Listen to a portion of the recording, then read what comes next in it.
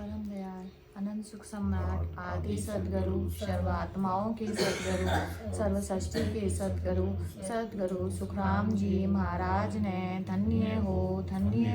परम दयाल सदगुरु दरियाव जी महाराज ने धन्य हो।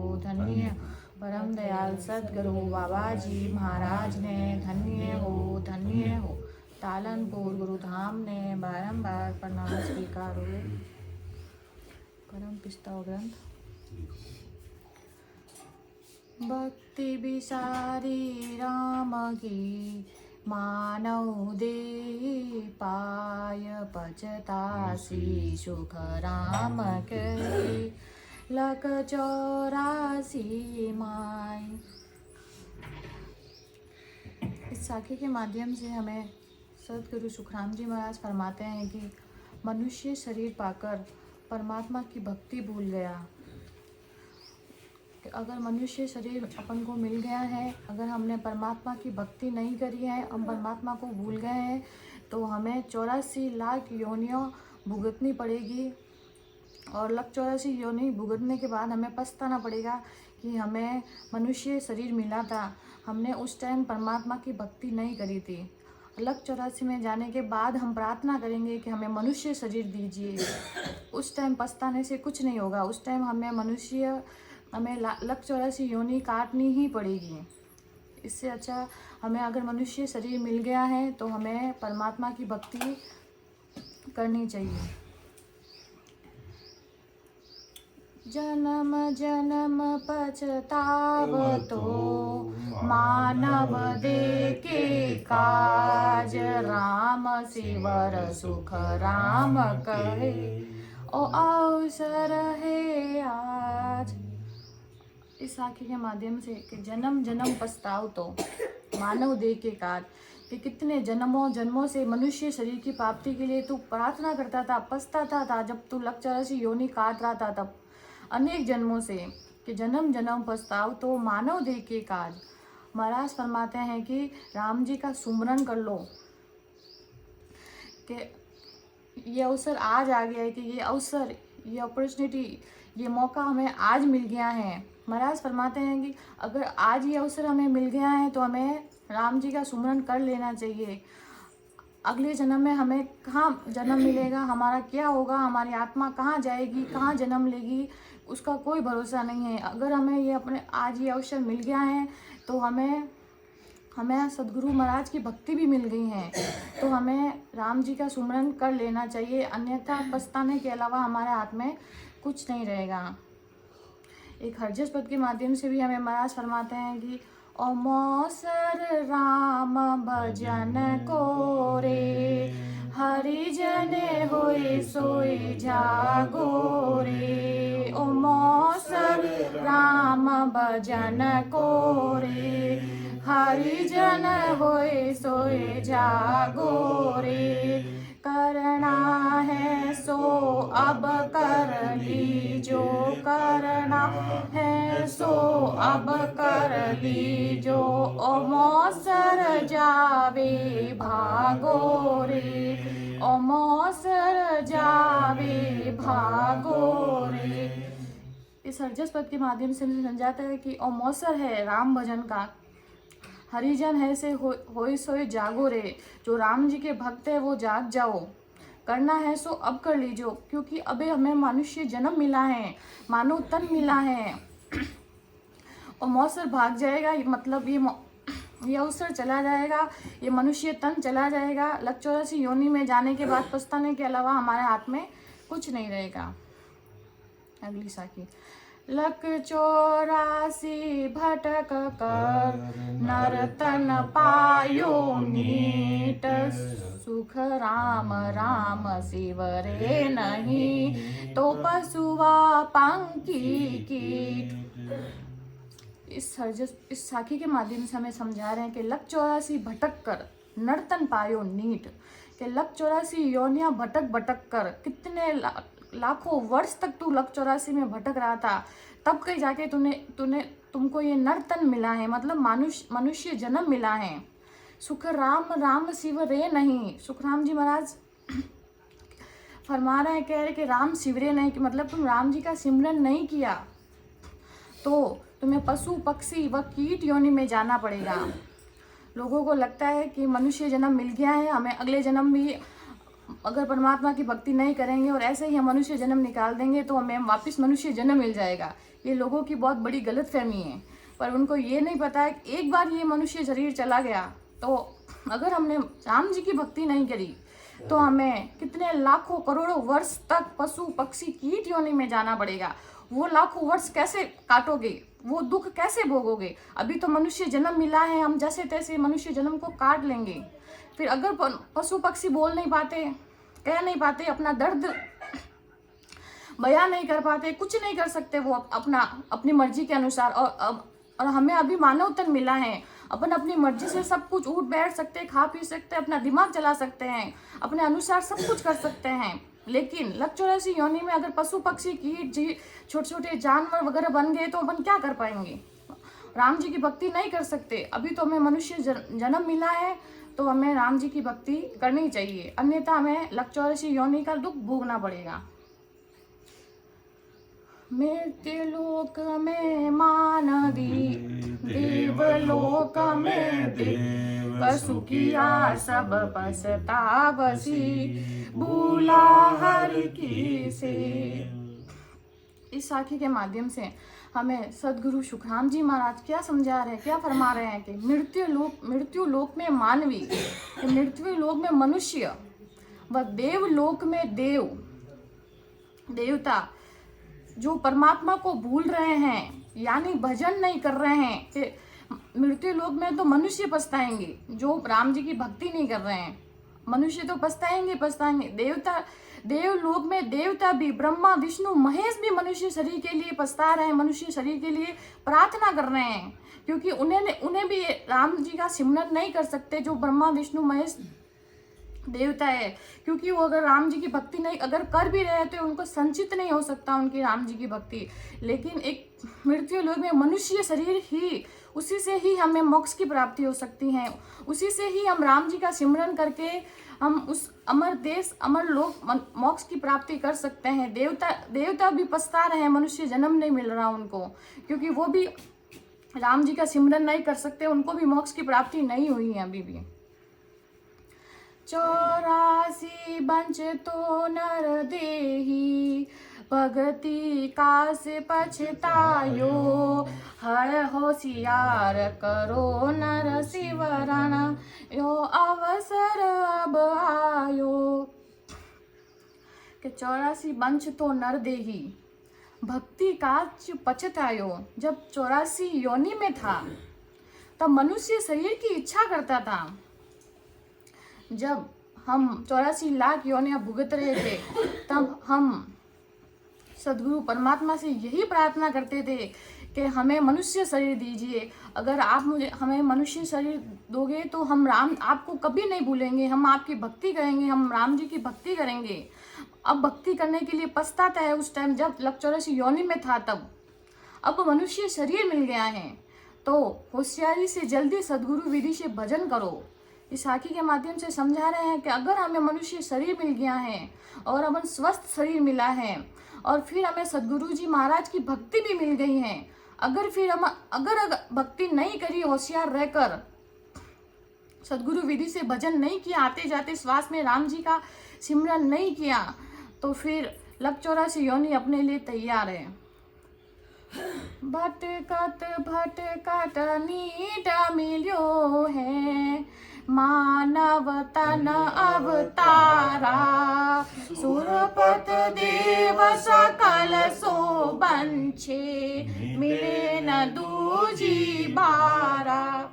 कि भटकत नीट मिलियो है, कि तुम भटकते लक 84 योनियों में भटकते नीट तो तुम्हें मनुष्य शरीर मिला है। इतनी 84 लाख योनि मतलब लाखों करोड़ों वर्ष योनि भुगतने के बाद मिला है। फिर अगर मनुष्य देह की इम्पोर्टेंस नहीं समझी तो बहुत भारी पछताना पड़ेगा। देवताओं वो उनके राजा इंद्र भी, सब लोग 3 लोग की देवी देवताओं की भक्ति करते हैं, वो उन देवी देवताओं के राजा इंद्र भी वो भी मनुष्य शरीर की इच्छा करते हैं। जो इतने बड़े राजा हैं वो भी मनुष्य शरीर की इच्छा करते हैं। तो अपन को तो मनुष्य शरीर मिला हुआ है, तो अपन कितने भाग्यशाली हैं, कितने परम भाग्यशाली हैं कि अपन को मनुष्य शरीर मिला है। जो इतने बड़े देवताओं के राजा इंद्र भी उस मनुष्य शरीर की इच्छा करते हैं, पर इसमें लिखा हुआ है कि दूसरी बार ये नहीं मिलता, कि एक बार मनुष्य शरीर चला गया तो ये दूसरी बार नहीं मिलेगा। इतनी भारी बात बताइए सदगुरु सुखराम जी महाराज ने। बालक तरुण बुढ़ापो भी तो अजहू राम न गावे, 84 फिर नरतन पायो, चाम सोवणी जावे। कि बालक तरुण बुढ़ापो भी तो अजहू राम न गावे, कि 84 लाख योनि भटक कर तो मनुष्य शरीर मिला। फिर मनुष्य शरीर मिलने के बाद पहले बचपना था, बालक था, बालक होते होते जवानी आ गई, जवानी बीतते बीतते बुढ़ापा भी आ गया, बुढ़ापा भी बीतने आ गया कि राम जी का भक्ति बुढ़ापे में कर लेंगे। पर बुढ़ापे का भी क्या भरोसा, कल एक सेकंड का भी क्या भरोसा, अपनी सांसें कितनी हैं। इसलिए सदगुरु सुखराम जी महाराज हमें फरमा रहे हैं, समझा रहे हैं कि बालक हो, जवान हो, बुढ़ापा हो, उससे कोई मतलब नहीं है। अगर आपको परमात्मा की भक्ति की समझ आ गई है तो हमें राम जी का भजन कर लेना चाहिए। बुढ़ापा में कोई भरोसा नहीं है, कितनी तो बीमारियां हैं, कब भी कितनी बीमारी लग जाए, अपन राम जी का सिमरन कर ही नहीं पाए। मान लो अपन को मन लग गया कि चलो राम जी की भक्ति करनी चाहिए, पर उस टाइम बुढ़ापे में अपन कोई बीमारी लग गई, फिर अपन बैठ ही नहीं पाएंगे। तो इसीलिए बोला है कितना सुनहरा अवसर, इतना गोल्डन अपॉर्चुनिटी मिली है अपन को। तब अपन को समझ में आ गया, जब भी उसी टाइम से राम जी की भक्ति में लग जाना चाहिए। मनुष्य जन्म पाकर भक्ति नहीं करता, अमूल्य समय जा रहा है, कि ये गोल्डन टाइम जा रहा है, यही सोवनी चाम है। नरतन खेत नाम कण निपजे, मोती पुल का बाया, निपज्या साध साक फल फूली, बरगाड़ा घर लाया। इस साखी के माध्यम से हमें महाराज क्या समझा रहे हैं, क्या फरमा रहे हैं कि नरतन खेत नाम कण निपजे, मोती पुल का बाया। मनुष्य जन्म में ही नाम की भक्ति हो सकती है। कि सबसे पहले तो मनुष्य जन्म का इस ग्रंथ में हमें सिर्फ मनुष्य शरीर की ही इम्पोर्टेंस बताई है, मनुष्य शरीर की ही पराक्रम बताया है कि इस मनुष्य जन्म से ही हम राम जी की भक्ति कर सकते हैं। जो देवी देवता है उनको शरीर मिला, पर वो उससे राम जी की भक्ति नहीं कर सकते। और लक 84 योनियों में तो जीव जंतु वो तो भक्ति कर ही नहीं सकते।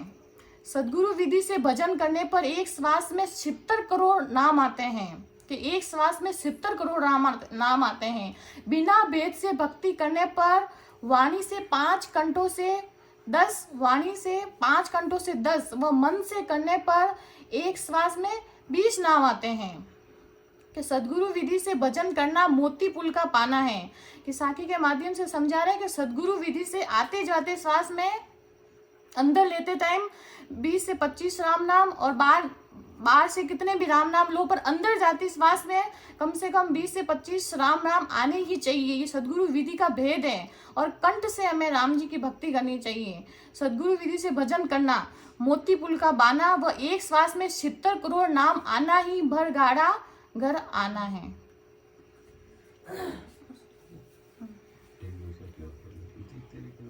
ले लो। आज अषाढ़ु चाम सोवणी, समझ बीज नहीं बायो, अंत काल कार्तिको करसो, भजन बिना पछतायो। आज अषाढ़ु चाम सोवणी, समझ बीज नहीं बायो। कि जीव के लिए मनुष्य जन्म आषाढ़ महीने की तरह होता है। जिस तरह आषाढ़ महीने में किसान बीज समझकर नहीं बोता है, कि इस साखी के माध्यम से समझाता है कि अगर किसान आषाढ़ महीने में अगर वो समझदार होकर अगर बीज नहीं बोता, टाइम पे बीज नहीं बोता है, और कार्तिक में पछताता है, फिर सोचता है कार्तिक माह में पछताता है कि खास में उस टाइम बीज बो देता है तो मेरी आज इतनी अच्छी फसल होती। इसी तरह इस उदाहरण के माध्यम से हमें समझा रहे हैं कि इसी तरह अगर मनुष्य जन्म पाकर अगर भेद विधि से भजन नहीं करता, जैसे किसान उस बीज को नहीं बोता है आषाढ़ महीने में समझ के, और इसी तरह जैसे हमें मनुष्य शरीर मिला है उसी भेद से भजन नहीं करता है तो हमारा जन्म मरना एवं आवागमन का रोग नहीं मिटता है। यही अंतकाल में पछताना है। जाज फट्या जल थान आवे, आब फट्या नहीं थूणा, अंत काल ऐसी विद बरते, से नर भगति बिहुणा। कि समुद्र में जहाज फटने पर समुद्र का था नहीं आता, आकाश फटने पर धूणी नहीं लगती, ऐसे ही जो मनुष्य राम भजन नहीं करते हैं उनको अंत काल में नरकों व लक 84 का दुख भोगना पड़ता है। देख तू ते मानव पछताना, अंत काल अब आयो, सुखरत किया न राम संभालियो, गर्भ कौल बिसरायो। कि अंत काल नजदीक आने पर यमदूतों को देखकर मनुष्य पछताता है। कि जब यमदूत हमारे प्राण लेने आता है तब मनुष्य पछताता है। पूरे जीवन भर तो वह संसारिक मोह माया में 3 लोक की देवी देवताओं की भक्ति में, आन उपासना की भक्ति में बड़े ही अच्छे आनंद ले लेकर मनुष्य शरीर बिताता है। फिर जब उसकी मौत नजदीक आती है, उसका अंत समय नजदीक आता है, जब यमदूत को देखता है तब मनुष्य पछताता है कि ना तो मैंने शुक्र किया, ना मैंने राम जी की भक्ति की। उसको डर लगता है, उस टाइम उसको सारी याद आती है कि मैंने परमात्मा से क्या कॉल करके आया था और मैंने कैसे अपना मनुष्य जन्म गवा दिया, ऐसे बिना परमात्मा की भक्ति किए बिना। गर्भवास में मैंने जो कॉल किया वो भूल गया। उस टाइम याद आता है जब अंत समय में जब जमदूत प्राण लेने आता है तब समझ में आता है। तो इसीलिए सदगुरु सुखराम जी महाराज हमें वाणी जी के महाराज में साखी के माध्यम से समझा रहे हैं कि अभी भी टाइम है, अभी भी तुम्हारे पास टाइम है, अभी कुछ नहीं हुआ है। अभी भी जब भी आपको समझ में आ गया है तो हमें राम जी की भक्ति करके हमें हमारा आवागमन का रोग, लक 84 का दुख मिठा देना चाहिए। नहीं तो पछताने के अलावा हमारे हाथ में कुछ नहीं रहेगा। धर्मराय जब ले को मांगे, किया कौल चितारे, लीला पाव करे मुँह कालो, सिर पर मुख दर मारे। कि सदगुरु सुखराम जी महाराज ये भी बता दिया ऊपर जाने पर हम कि धर्मराय के पास जाने पर गर्भ काल में जो कॉल किया था, तुमने जो वादा किया था कि उसको याद दिलाकर, उसको धर्मराय उसको याद दिलाता है, उसको बताता है तूने मनुष्य शरीर पाकर तूने क्या क्या किया, पूरी चिट्ठा उसका पूरा बताता है, उसका पूरा सब कुछ बताता है कि तूने मनुष्य जन्म तुझे दिया था पर तूने उसका यूज नहीं किया, उसका यूटिलाइज नहीं किया, उसकी इम्पोर्टेंस नहीं समझी, उसको उसकी कॉल का याद दिलाता है और पूरा उसका चिट्ठा याद दिलाकर बोलता है सिर पर मुगदरे मोरंगे व लीले पाव व काला मुंह करता है। तो कितनी भारी सजा देते हैं कि मुगदर मारेंगे मारते हैं व लीले पाव व काला मुंह करते हैं अगर आपने राम जी की भक्ति नहीं की तो। हंस हंस किया न छूटे रोया, किया कबाड़ा हाथा, घड़ी घड़ी दम दम का लेखा, चित्रगुप्त का खाता। के हंस हंस कर किया न छूटे रोया, किया कबाड़ा हाथा। कि हंस कर तूने जो पहले कर्म किए थे, जब तुझे मनुष्य शरीर मिला था तब तू बहुत आनंद ले लेकर बड़े हंस कर तूने कर्म किए। अब वो कर्म वो रोने से भी नहीं छूटेंगे, तू कितना भी रोले पर वो छूटेंगे नहीं। सब कर्म हाथों से किए थे। उस टाइम जब कर्म हाथों से किए थे, चित्रगुप्त के पास घड़ी घड़ी का, वो कि चित्रगुप्त जी के पास घड़ी घड़ी एक सेकंड का तुम्हारा हिसाब है, वहाँ श्वास का हिसाब है कि हर श्वास में तुमने क्या किया था। वो अब उनके सामने रोने से भी नहीं छूटेंगे जो तुमने हंस कर किए। जब तुम्हें मनुष्य शरीर मिला था तब तुम्हें हंस कर कर्म किए थे। जब समझाया भी गया था कि राम जी की भक्ति करो, तुम्हें मनुष्य शरीर मिला, उस टाइम तूने उनको अनदेखा कर दिया, इग्नोर कर दिया कि नहीं कुछ नहीं होता है, मरेंगे तब देखेंगे, मरेंगे तब। तो इस साखी के माध्यम से समझा रहे हैं कि मरने के बाद पछताने के अलावा कुछ नहीं होगा। रोने से भी वो कर्म जो ने तूने हंस हंस कर किए वो नहीं छूटने वाले। अब तुझे उसके कर्मों का हिसाब भोगना, कर्मों का फल भोगना ही पड़ेगा। पहुंचो धनी चोर पछताणो, माल बिराड़ा खावे, तोड़े शीश नाक कर काटे, भसमी खाल भरावे। इस साखी के माध्यम से बता रहे कि क्या क्या सजा देंगे ऊपर जाने पर अगर तुमने राम जी की भक्ति नहीं की तो। चोर चोरी करने जाता है तो मालिक नहीं होने पर चोरी तो कर लेता है, जब मालिक हो तो चोर को पकड़ लेता है। जब मालिक आता है तो वो चोरी करता है तो उसको चोर को पकड़ लेता है मालिक, सिर फोड़ता है। फिर मालिक क्या करता है, उसका सिर फोड़ता है, उसका हाथ नाक काटता है तथा खूब मारता है। यही भस्मी खाल भराना है। वैसे ही हमने परमात्मा की भक्ति नहीं करी, फिर ऊपर जाने पर हमें परमात्मा सिर फोड़ेंगे, हाथ नाक काटेंगे, उस टाइम हमें कोई नहीं छुड़ाएगा।